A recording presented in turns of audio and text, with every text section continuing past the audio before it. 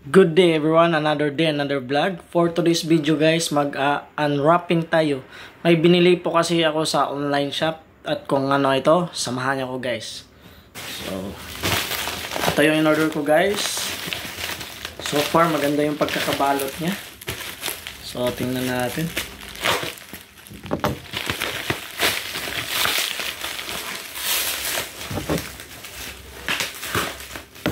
Magkano siya guys oh.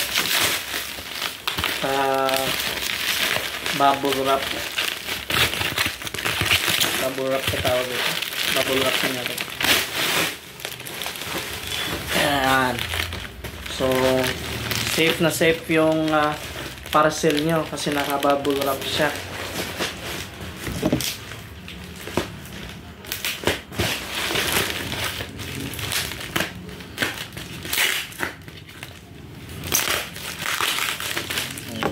So ito siya guys.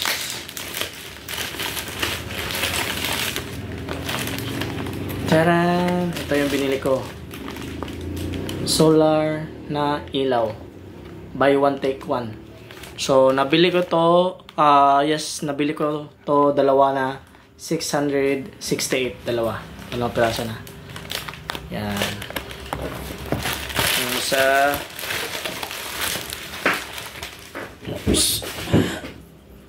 Dito naman yung isa. At may pa previous pa sila na USB. Siguro ilaw din to. May ilaw din.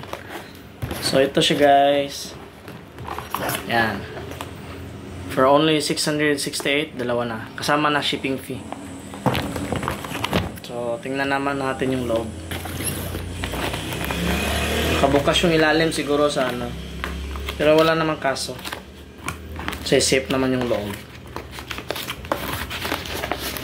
Binili ko to siya guys. Ito yung napili ko kasi magaganda yung reviews. So we'll see kung okay talaga siya. So tanggal pa. So ito yung box niya guys. Ito siya. Okay. Ayan. Tapos ito yung laman. Ayan. Siyempre, bubuksan din natin yung plastic. Ito. Tsaka may screw. Pag nilagay nyo siya sa ano, para dito, may naka-ready na siya.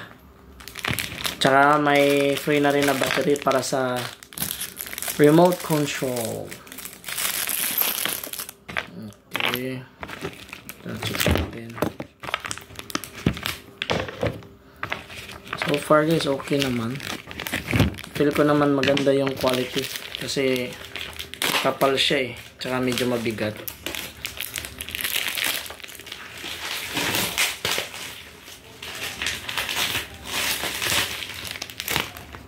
So ito yung wire niya.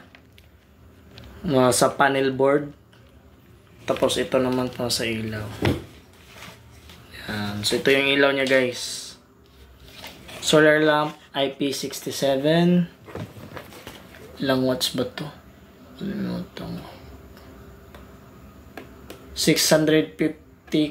key ang nakalagay dito guys. Dito sa box. Yan o. Kalimutan ko ilang watts to eh. 500 yata to. Order ko. 500 watts. Maliit lang siya guys. Ganyan lang siya kaliit. Yan o. Yan. Tapos ito ang wire. Tapos ito yung panel board niya. Ito yung panel board. Yan. At may kasama na rin manual. So sundan nyo lang din yung manual. Gagawin nyo. And you're good to go. So siset up ko muna guys. Tapos try kong pailawin. Kung continue pa lang yung video. So guys, na-set up ko na siya. Kinunik ko na yung wire. So andito siya guys. Kinunik ko na yung wire sa panel board niya. Yan. Mabilis lang na may connect guys. Yan. Sundan nyo lang yung manual. Tapos andito yung remote niya. Nalagay ko na rin yung battery. So tatry natin kung gano'n siya kaliwanag. Yan. Grabe ang liwanag niya guys oh. So far satisfied ako guys. Tsaka okay yung quality para sa akin. So, if nagustuhan nyo tong video na to, please don't forget to like, comment, share, and subscribe to Jikan Vlogs. And also follow my Facebook page, Jikan Vlogs and Vilibong. Ciao!